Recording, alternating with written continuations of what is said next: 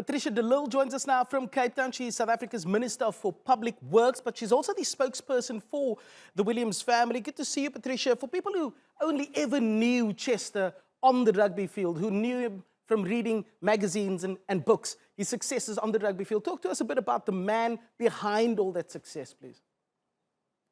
Well, he certainly was a legend and an icon in our country. I was fortunate to be close enough to him and his family, to know him as a humble person, a person that cares for his community, a person that really was down to earth and has done a lot of work in our local communities.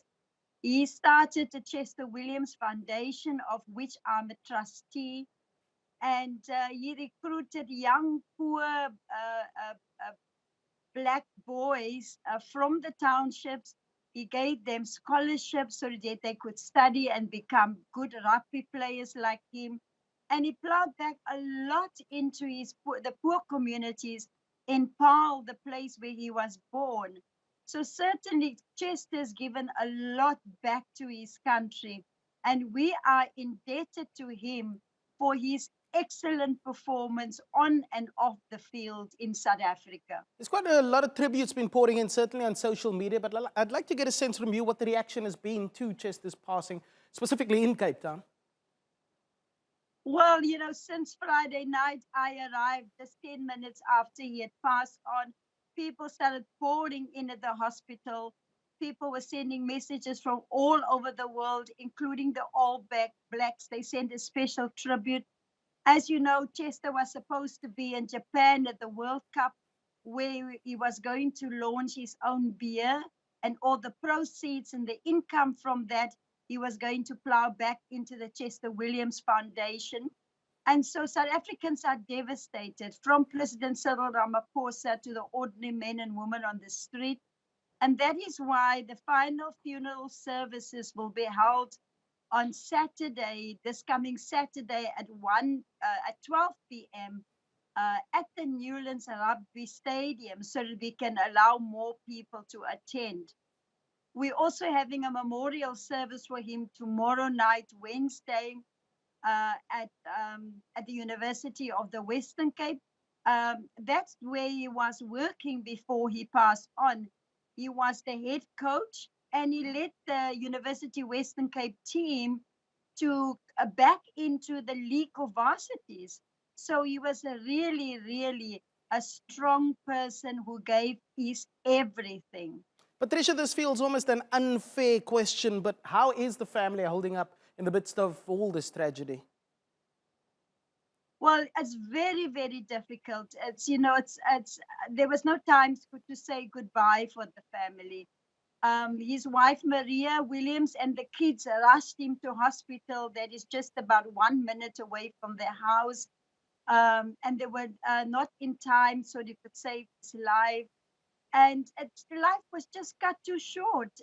His twins, Chloe and Matthew, is devastated. And I'm trying, and the rest of South Africans are trying our best to console them.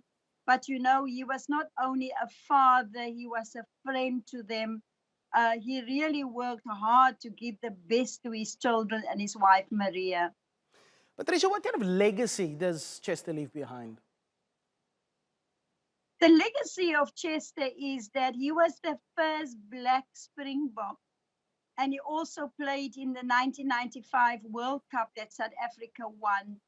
And thereafter, he opened up the doors of rugby for many more Black players to come in, because he was a role model. And that is the legacy that he left behind, even though it was very difficult in an untransformed South African rugby team. But he went onto that field every time, not thinking as himself as a Black South African, but putting in his best as a South African, representing the Springboks at the time. And another part of his legacy will be that, you know, he taught all of us that you can transcend barriers. He has transformed rugby. He is being responsible for building unity You know, sports is a unifier in our country. And Chester displayed that face of building unity in a very, very divided South Africa. Patricia, we're nearly out of time, but I want to ask you very quickly, how does the Cape rugby scene, and especially actually South African rugby, move forward without the likes of Chester Williams? It's a great loss to the game completely, you know, and how we move on is that we have to make sure that all of the youngsters that Chester has recruited and has paid for bursaries for them, that we must make sure that those youngsters produce another Chester Williams for us. Please will you convey our deepest condolences from the TRT World family to the Williams family. Appreciate your time. Patricia de Lille, spokesperson for the Williams family. Thank you, so Robin. much. I will do that. Thank you.